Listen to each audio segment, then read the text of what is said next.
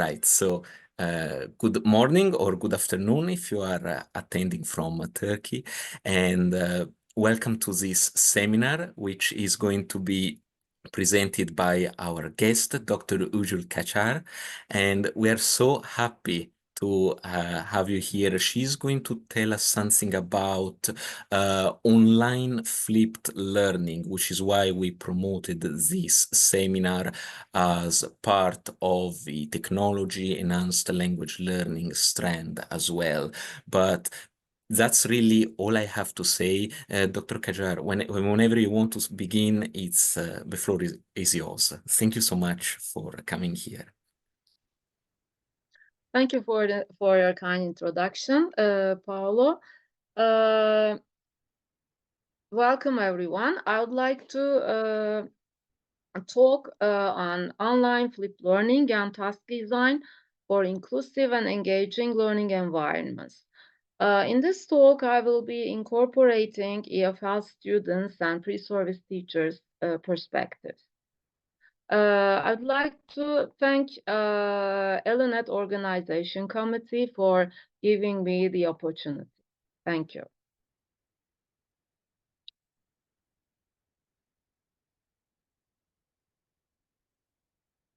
Now, I'd like to start by giving a brief definition of flipped learning. It's the pedagogical approach where we move direct instruction from the group learning space to the individual learning space.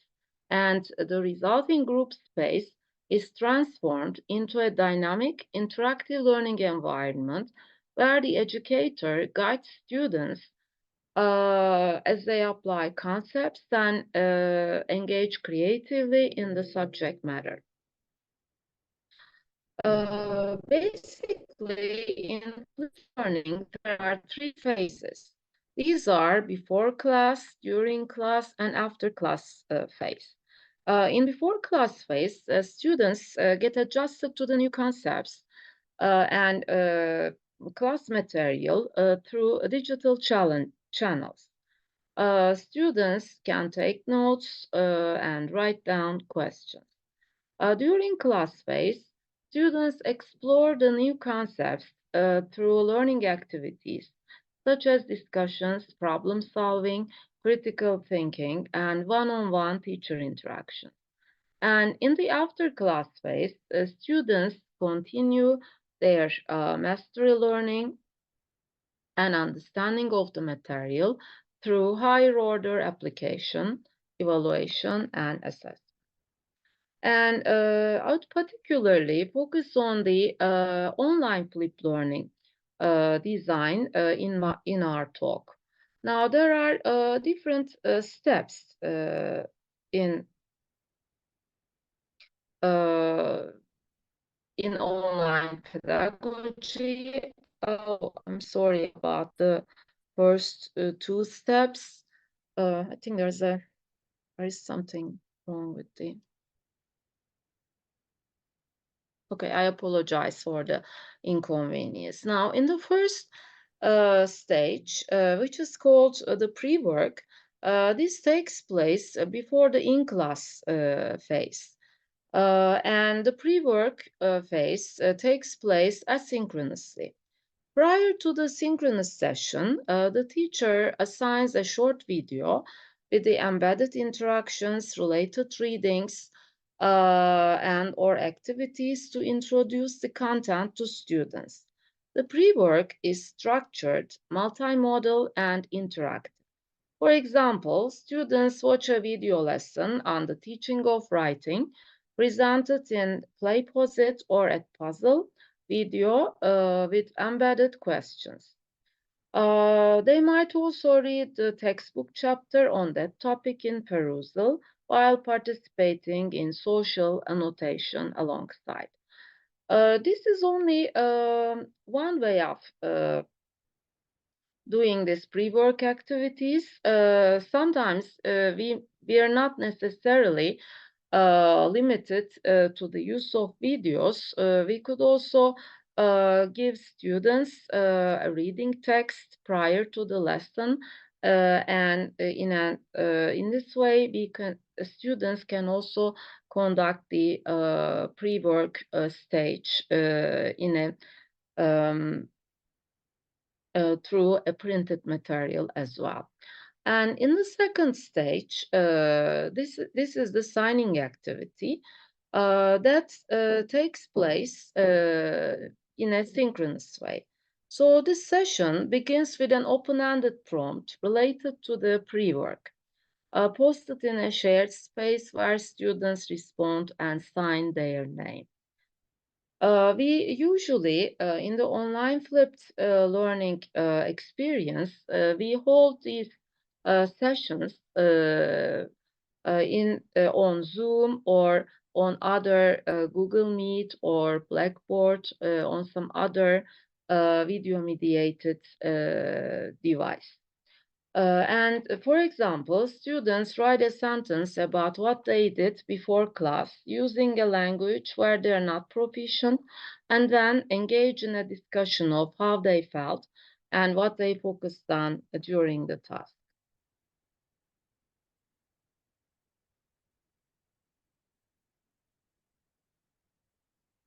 And in the third step, which is called whole group application, in this phase, students work in groups. The teacher guides the class as they collaborate on an activity so that students can apply concepts from the pre-work phase. The teacher clarifies misconceptions and/or deepens their understanding.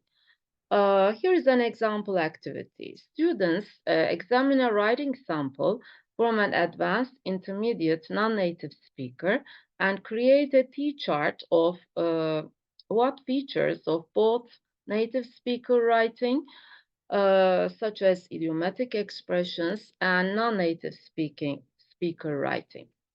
And then the students might be sent to the breakout rooms.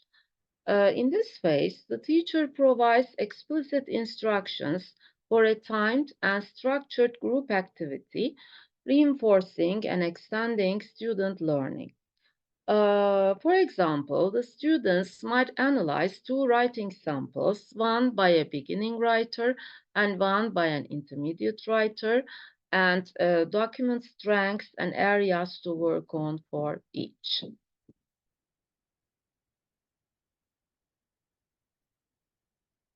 And the first step is called share out.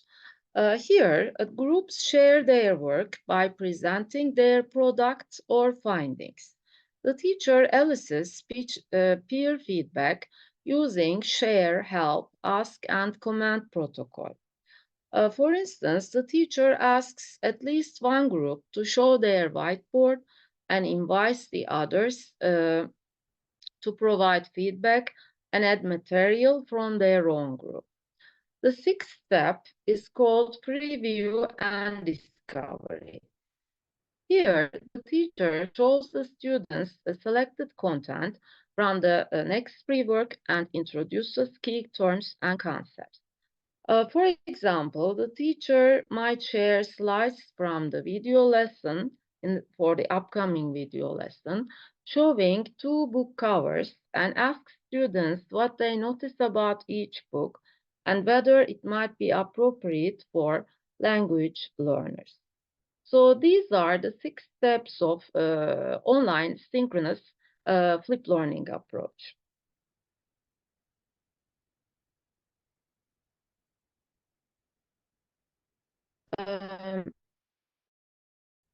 Now, having introduced these steps, I'd like to go back to the main pillars of flipped learning. In flipped learning, there are 4 main pillars. These are the flexible learning environment, the learning culture, intentional content, and professional educator. The flexible environment is concerned with the provision of opportunities for students to choose how and where students are engaged in learning. Here, it emphasizes the teacher's role as a facilitator and the students' ownership of their own learning. The learning culture indicates the shift from the teacher-centered to learner-centered instruction, underscoring an active learning environment characterized by feedback and scaffolding. The third pillar, intentional content, states that teachers need to consider learners' needs and learning outcomes. As a professional educator, the teacher is equipped with the expertise and creativity required to design and choose tasks customized for the students' needs. Teachers also perform formative assessments in and out of class on a regular basis. They reflect on their teaching and they collaborate with their colleagues. The third and fourth pillar focus on the teacher's role as a facilitator and the teacher's pedagogical expertise and agency. Now, I'd like to illustrate the features of flipped learning. So the teacher educator in the flipped classroom assumes the facilitator role and provides students with guidance and scaffolding when they are involved in the application of the concepts and the creative engagement in the subject matter. Flipped learning fosters the establishment of a communicative and student-centered learning environment. So students are provided opportunities for collaborative, active learning and knowledge construction, differentiation, as well as promotion of learner autonomy. Flipped learning promotes in-depth understanding of the content and mastery learning experiences via problem solving and critical thinking activities.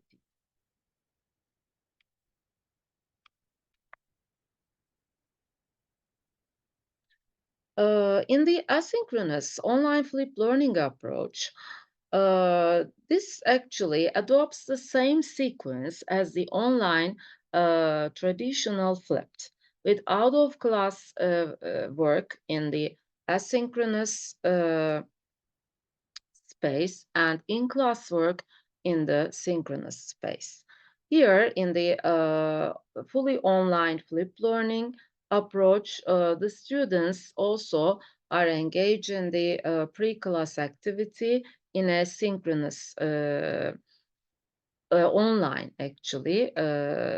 Usually, this stage takes place individually. And also, the integration of gamification into flipped learning environments is regarded as conducive to deep information processing and students' self-confidence.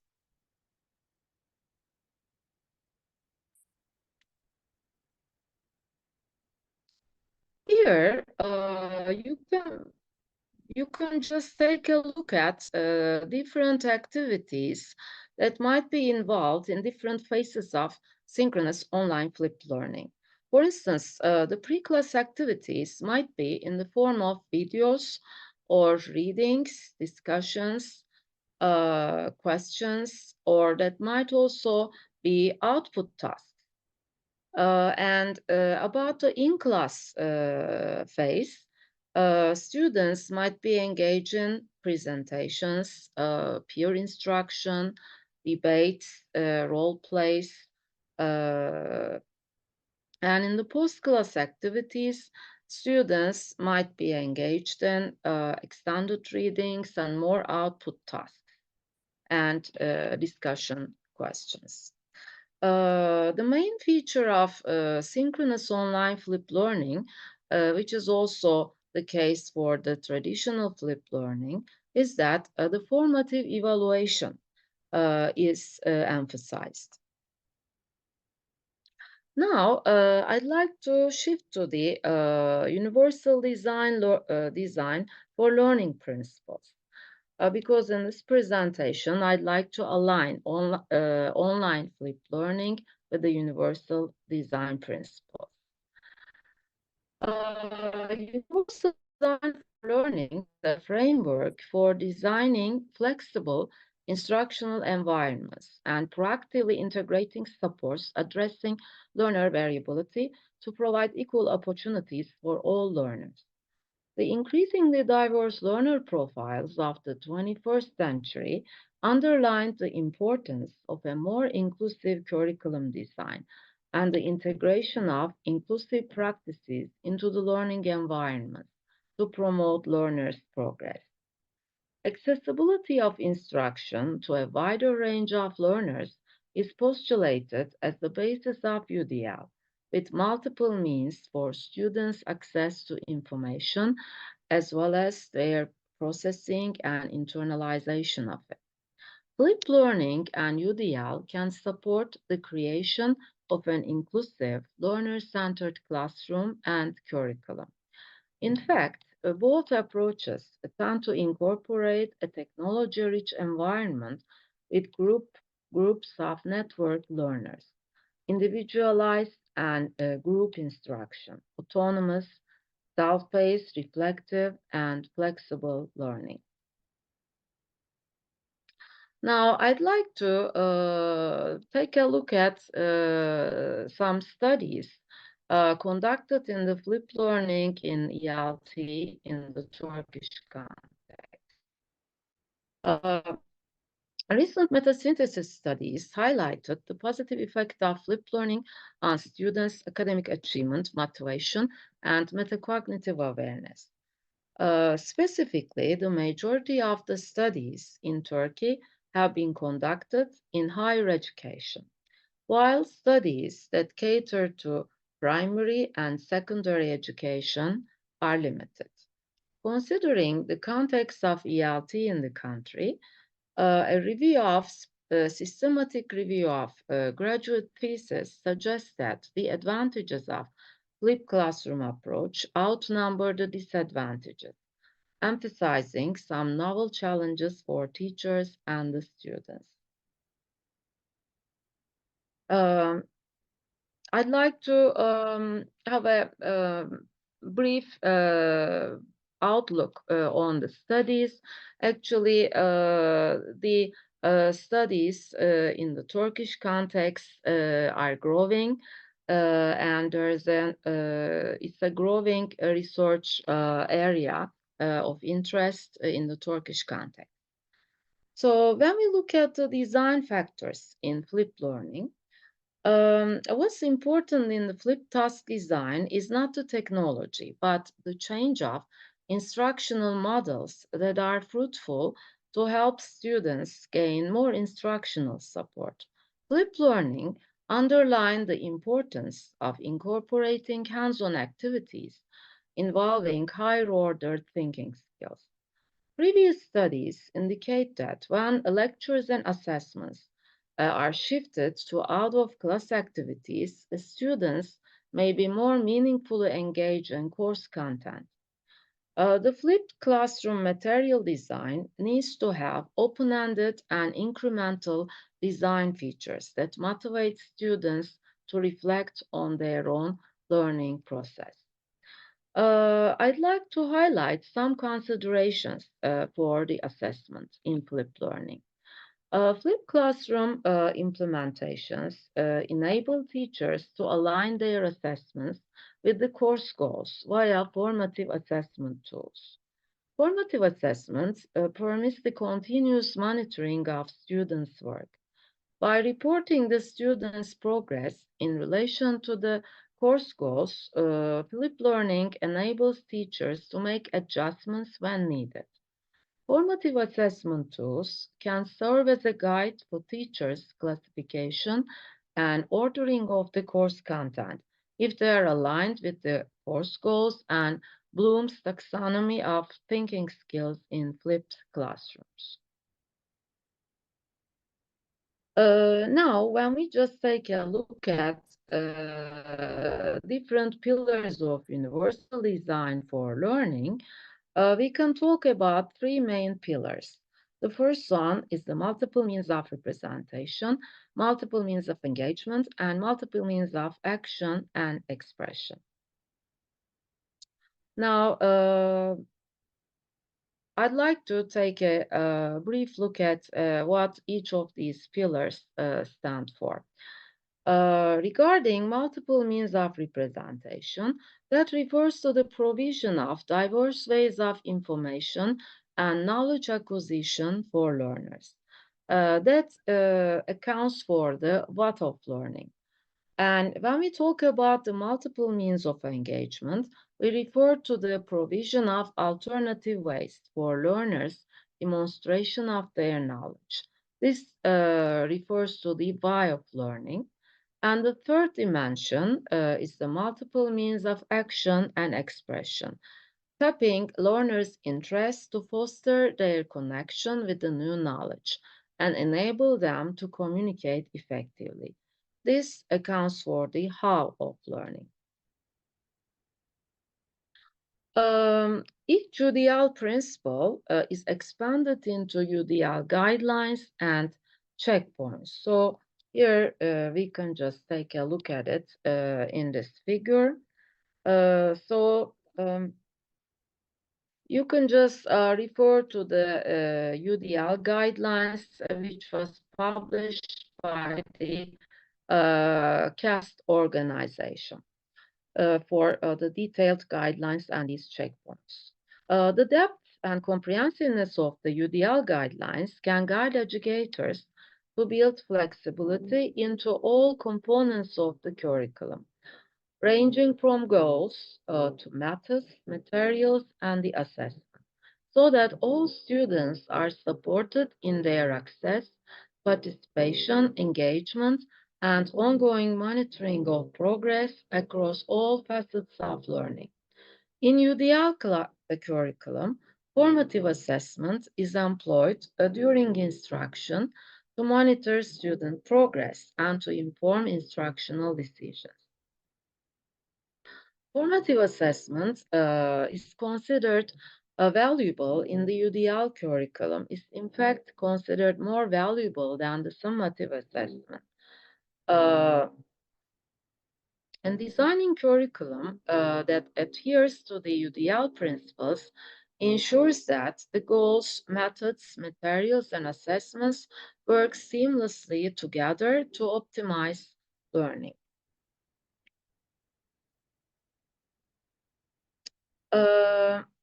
Now, I'd like to focus on the some challenges actually that we might face. Sorry, and we could just right now in this table we can have a look at the alignment between the UDL and the online flipped learning features. So. When we look at the UDL principle, we talk about three pillars. So basically, these principles are quite aligned in the both traditional and online flipped learning processes.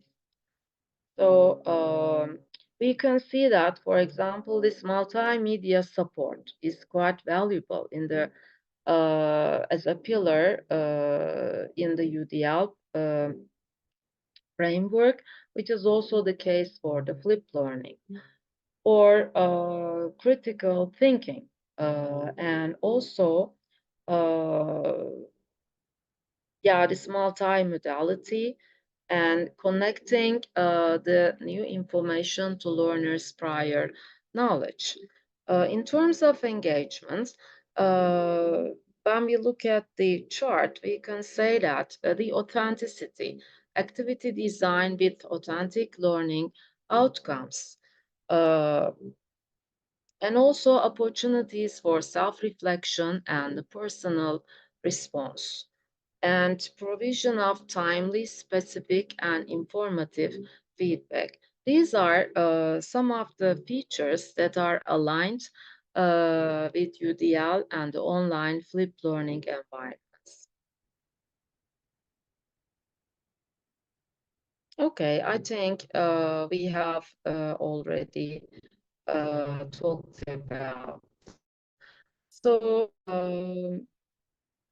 now I'm skipping, and right now I'd like to focus. I'd like to have a more in-depth focus on the features of online flip tasks. So basically, the online flip tasks are characterized by a flexibility, their learner-oriented features, and interactivity and the purposefulness.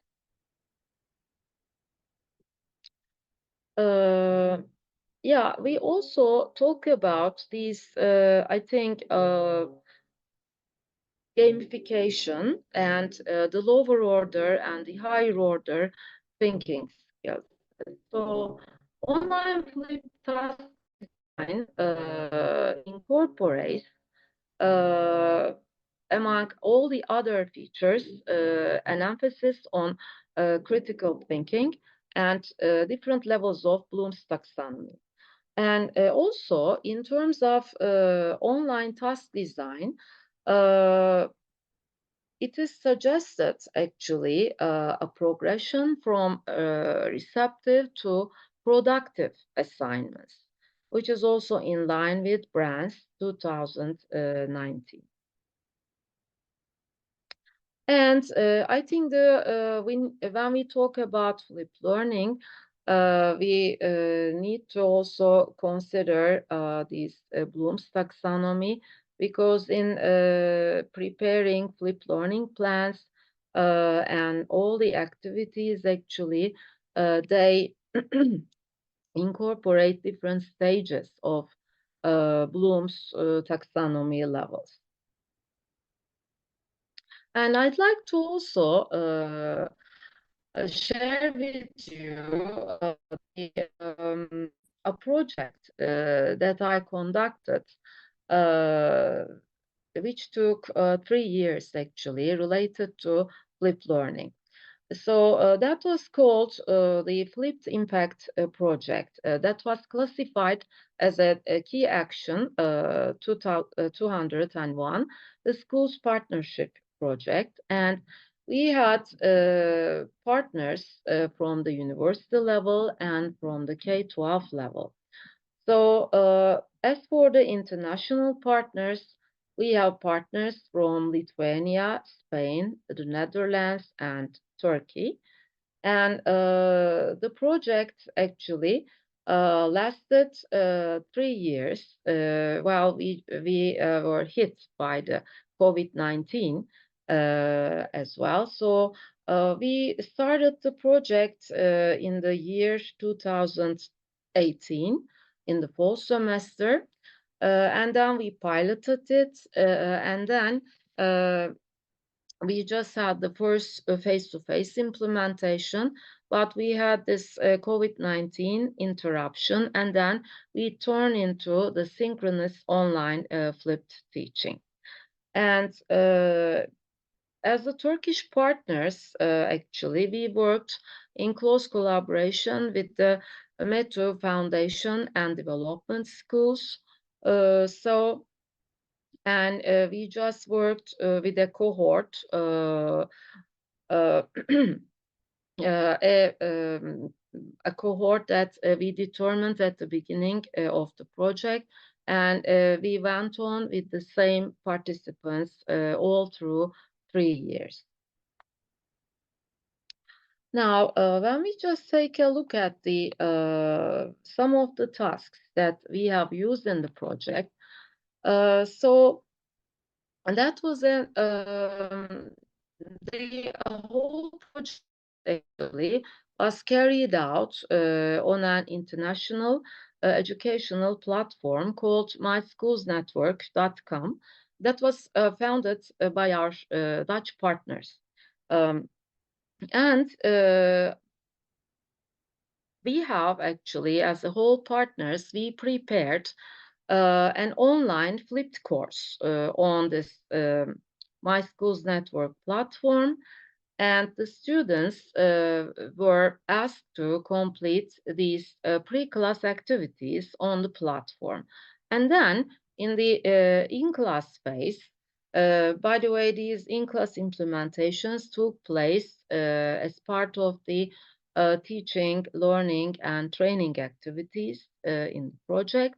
So K-12 students of 4 nationalities introduced themselves via teams, and they were moderated by pre-service students. The first unit was based on introductions and greetings. K-12 students played a guessing game, and through various vocabulary and grammar activities they studied in the flip course, they were involved in an interactive activity. And in the activity, in the learning, teaching, training activity, as the application phase, here is another task. So K-12 students from 4 different countries, they go on a treasure hunt working in mixed groups. And these pre-service students acted as moderators in the activity. And the team that has won all these crosses and found the treasure is the winning team. Students, again, just as in the previous example, students applied everything they learned in the pre-class phase in this interactive activity that took place online. And here is another activity. So this time, the focus point was the past tense. So K-12 students are informed that they will play an online escape room game. They are supposed to have studied the flip course about the past tense, historical persons, places, and objects from 5 different countries in order to be successful in the online breakout room activity. And then K-12 students play the online escape room. So the task is an authentic one. The written histories of the 4 participating countries plus the UK has been hacked. The K-12 students have to beat the hacker by applying the knowledge from the flipped course, by collaborating, and by problem-solving skills. The first team that cracks the code first is the winner. So this is an authentic task in an escape room. So all these in-class activities, they just featured this gamification element and interactivity. Now, these are some of the online flip courses that we developed throughout the project.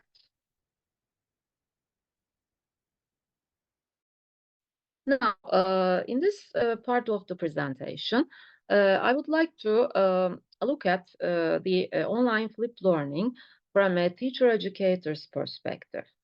And I'd like to focus on the pre-service EFL teachers' experiences regarding this online flipped task design process. And within the project, actually, each partner, in each partner country, we worked with the collaboration of a K-12 school, and pre-service teachers were responsible for designing and implementing the activities at K-12 schools in each country. Now, I'd like to particularly report the what we have found related to Turkish pre-service teachers' experiences of online flip task design process. Now, they have actually experienced some challenges actually in the design process. Overall, they just reported the process as a nice experience. So maybe, yeah, I can firstly share with you their experiences. Now, we just categorize these experiences in three categories. So, priorities of task design, ways of delivery, and tendencies in actual task design. So, underlying the importance of being responsive to students' needs and motivation, one pre-service teacher stated that task design is not just about the topics we're teaching. Students are also supposed to respond. We also need to respond to the students' needs to understand the material, the platforms we will use for the activities themselves, and their need for motivation to join the class. Another pre-service teacher actually explained the rationale behind the selection of a theme for their lesson that influenced their task design. So we think that sustainable development goals as an environmental theme are eligible for practicing present and past modal verbs. Instead of making separate sentences by using modal verbs, providing them in context is more meaningful. Our aim is not merely to teach grammar, but encourage students to think critically about environmental issues. So they gained a lot of insights into the task design process, and they need to align the grammar topics uh, with the content as well. In terms of the content delivery methods, the pre-service teachers had a high opinion of creating infographics and ensuring clear instructions to students. Actually, they use a lot of multimodal devices in their lessons. So they just indicated that using multimedia materials and uh, giving explicit, clear instructions to students play a pivotal role in the success of online flipped activities. And when we look at the challenges, actually, so we can just categorize it in different dimensions. The first one is integrating gamification into pre-service, pre-class, and in-class activities, and shooting interesting educational videos, accessibility of online educational tools, providing instructional materials, and providing the link between pre-class and in-class activities. And the following quote actually reflects the difficulty faced by the pre-service teachers in ensuring contextualized grammar teaching. Uh, Since said, we struggled to find a grammar topic that would fit a debate, and we decided on future tense for this lesson. The reason was because we thought this structure is compatible with a debate activity. Concerning the gamification elements, one pre-service teachers reported the following. While designing the lesson, the biggest problem we had was finding a game-like activity that would fit the grammar point we're going to teach. Our topic is reported speech, and although it's a communicative function in grammar, it's still difficult to come up with an original game plan. So they just had a hard time adding gamification elements to their lessons. And regarding the accessibility of online educational tools, one pre-service teacher said, in addition to choosing the right platform for our lessons, we also have to ensure that our students are able to reach them use them and understand how they work before attending the class. So that means if that also incorporates one of the challenges of flipped learning. And if we want students to use a particular online tool, we need to have a training session for the students beforehand. Otherwise, their difficulty with the tool might also prevent from their effectiveness. And yes, so here we could also have a look at the pre-service teachers in class face challenges. So the incomplete pre-class activities is reported to be the biggest challenge by the pre-service teachers. I think this is also highly reported in literature too. So the students' failure to finish pre-class activities pose a problem for the flow of the lesson, as the in-class activities are thematically related to them. One pre-service teacher said the biggest problem is that the students didn't receive the links, didn't watch the video, and didn't engage in the task we required them to do before the lesson. Well, we just actually, the pre-service teachers sent the links, actually, their pre-class activity and their Padlet link to the mentor teacher, the real classroom teacher. So they are supposed to share it with the students, but unfortunately there are problems with the link sharing, and that actually constituted one of the problems. I mean, the students did not have an opportunity to watch the videos, and some students actually were unable to finish all the tasks before the in-class phase.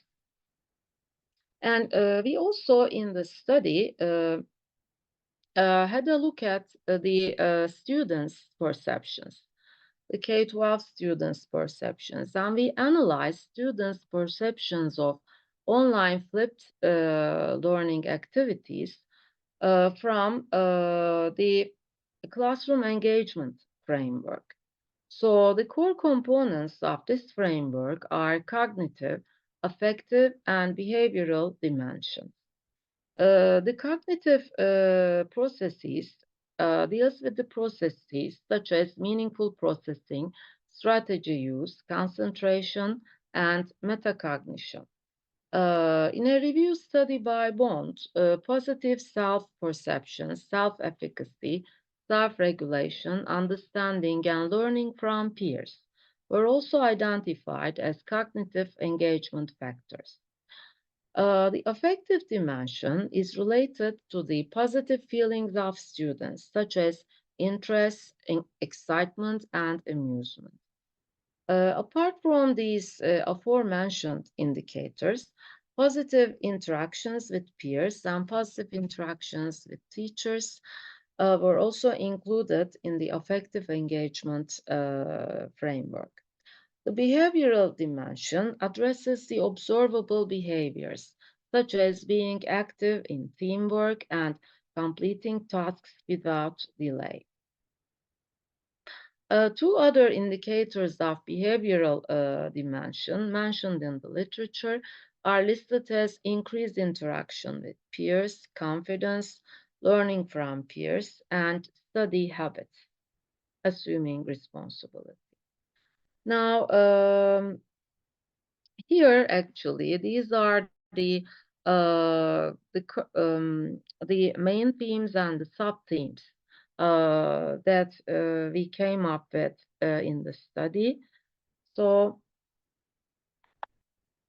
for the cognitive engagement, for example, we had some three dimensions as the main themes: perceived usefulness, uh, deep learning experience, and authentic task design. For the effective engagement, we have enhanced student motivation, task authenticity, and effective engagement, and also disengagement. And as for the behavioral engagement, we have active learning opportunities, K-12 students level up participation, learner autonomy, K-12 students leadership during the activity.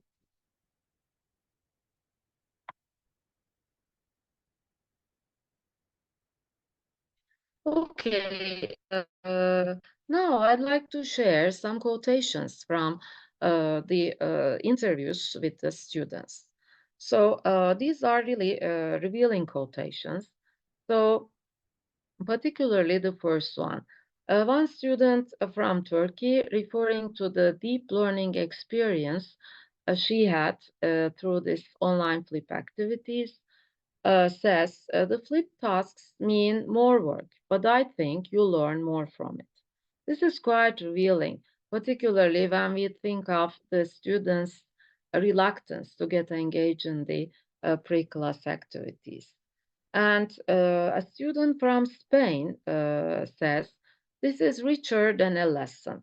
We gained a lot of insights into the history and geography of different countries and developing cultural awareness and sensitivity. This reflects the importance of the authentic and intrinsically rewarding nature of flip tasks to apply what they learned in the pre-work activity.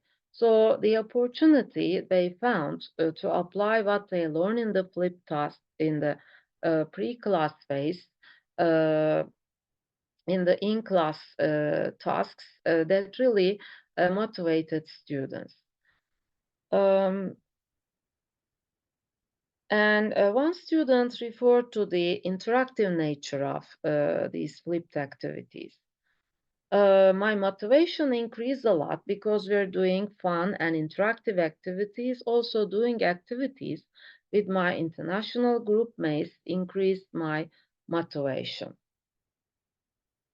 Okay, some students even think that they like these flipped lessons better than the regular classes. And we also actually, one of the challenges that K-12 students had, and which is also referred to in the literature, is that the students' reluctance to take responsibility in the pre-class phase. And one student says, I think in flip lessons we have responsibilities, but it is easier. Because of the interactive activities and online games, it gives us some motivation to take that responsibility, something that we don't want to do in our regular classes. So that actually highlights the importance of choosing interactive activities with the gamification element that is aligned with the students' interest. And also, I would like to mention the feature of task interdependence embedded in the collaborative flip tasks. So the feature of task interdependence fosters interaction among team members during the group tasks.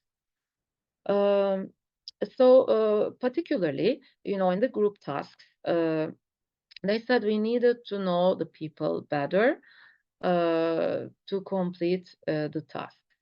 Well, we also need to maybe take into consideration this intercultural makeup of the flip groups in the study. But if we are even if we are undertaking this flipped experience with our regular students, I think creating tasks with a degree of interdependence, I think that's likely to foster the interaction and their engagement in the tasks. Learner autonomy also was identified as one of the main themes under the behavioral engagement categories. Here, some participants actually they just like this the engagement, and some students, like students had different perceptions in terms of the impact of the project engagement on their learner autonomy development. Some K-12 students express favorable views in terms of the impact of their flipped task engagement on their learner autonomy development. For example, but some they just dislike this. Okay, and it says I really like I like flipped learning as I like to be by myself throughout the learning process. I mean, referring to the online pre-class activities. But some students dislike this feature. And I'd like to also share with you some lessons we learned from this online flipped learning and teaching experience. I'd like to share with you these lessons and also the implications for teachers, teacher educators, and the online flipped task designers and developers. The study actually and our experience throughout the project highlighted that this technological pedagogical content knowledge and the techno-pedagogical competencies of the pre-service teachers act as a facilitator for the effective integration of the UDL principles into the flipped task design. And now that we're just working with, I think we could also extend this finding to the in-service teachers as well. It's highly important for both pre-service and in-service teachers to be equipped with technological, pedagogical content knowledge so that they could implement maybe both design, implement, and assess the flipped learning tasks and the students' performance. And the challenges regarding the integration of UDL principles into the lesson plans that I have also expressed in the talk. So this implies a need for the continuous guidance we need to provide in terms of flipped lesson assessment and also with the task design and the implementation. And particularly in terms of flipped lesson assessment, I'd like to emphasize this formative assessment component. And for teacher educators, we can say that for the implications, a holistic perspective should be adopted in terms of flipped task development, including the design, implementation, and evaluation. The teacher educators might consider incorporating a detailed flipped task assessment component into the training program, including the use of rubrics, for instance. And the teachers need to choose engaging, differentiated, and interactive tasks.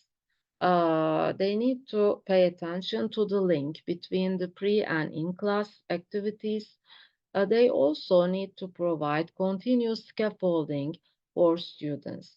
And they need to incorporate a variety of tasks ranging from individual to collaborative ones.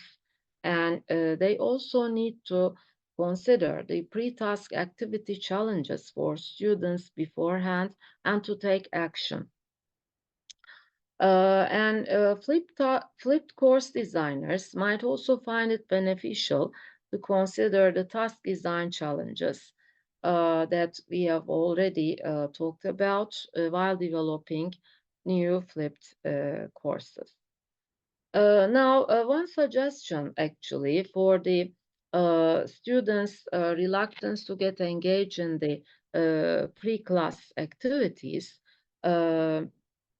might be, the incorporation of an online platform like a Padlet or an online bulletin board where students are asked to write their questions or, the points where they get stuck. And the teachers might have a look at that and provide some solutions for the students on the points where students are experiencing problems. So that might be one solution. Because when students find that they are just having problems and nobody is paying attention to these problems, they lose their motivation and they give up the activity totally.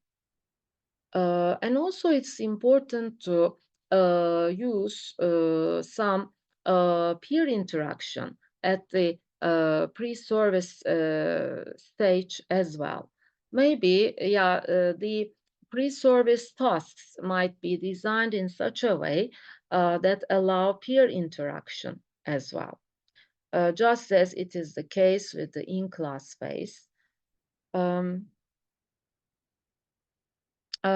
you for listening. So these are actually the highlights of the online flip task features and UDL design, and also some of the lessons that we learned throughout our 3-year flipped impact journey. Thank you so much. These are my references.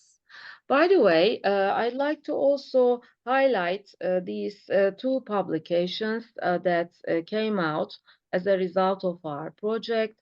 The first one is an research article. The other one is a book chapter. And also, I would like to invite everyone to have a look at our website. Here you can find detailed lesson plans, and we have also prepared a manual for online flipped learning lessons with frequent questions as well. Thank you for listening. Thank you so much for the presentation, Usual. Really, really interesting because it's actually related to something that I've been doing recently, some of the things that you mentioned. And I can see there's actually a question for you in the chat.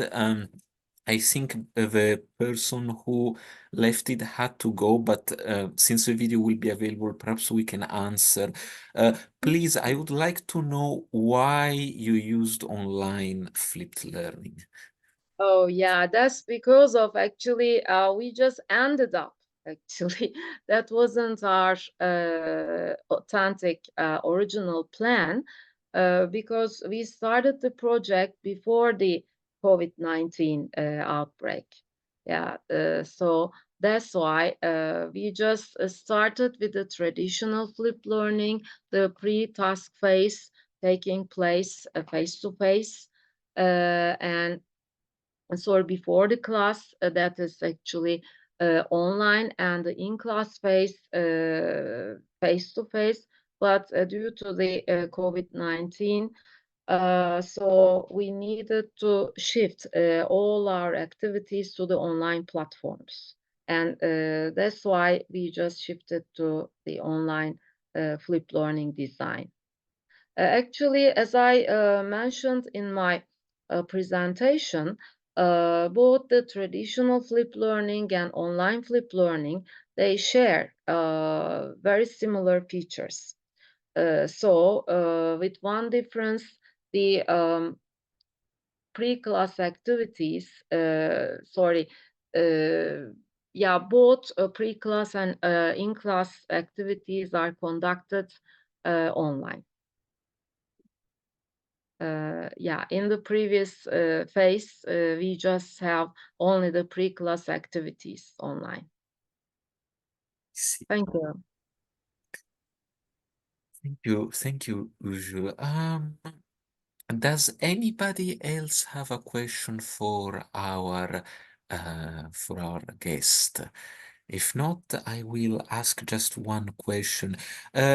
Towards the end, when you presented a study by and others, that was about the components of cognitive, affective, and behavioral. And afterwards, you presented like a list of how you operationalize those constructs in the study.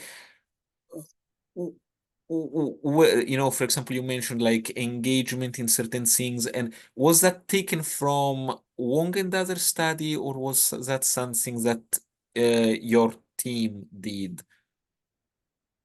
Well, actually, we just took this classroom engagement framework by Wang, but then actually we just worked on using this theoretical framework. We analyze the data actually, and the themes are the ones that emerged in our data.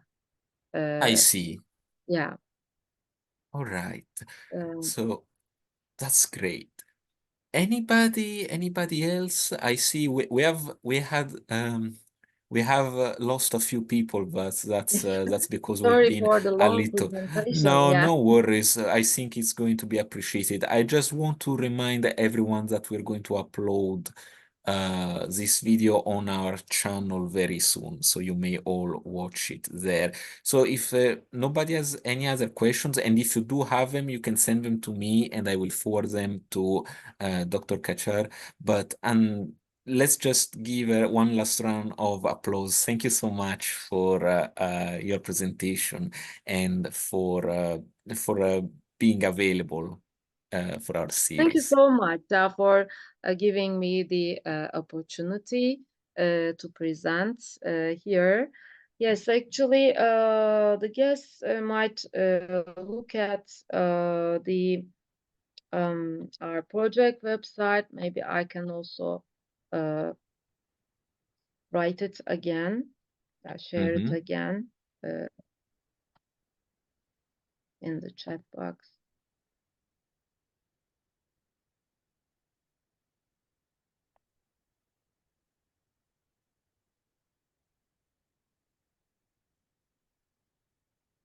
So that the ones just will Yeah. watch it again. That's Yeah, perfect. No, just that's go perfect. ahead. And I think this was on the slide, so people who are watching the video will be able to pause the slide where you talked about where you shared the link to the Flipped Impact project and access it from there as well. Thank you again so much. Thank you. And maybe these two publications.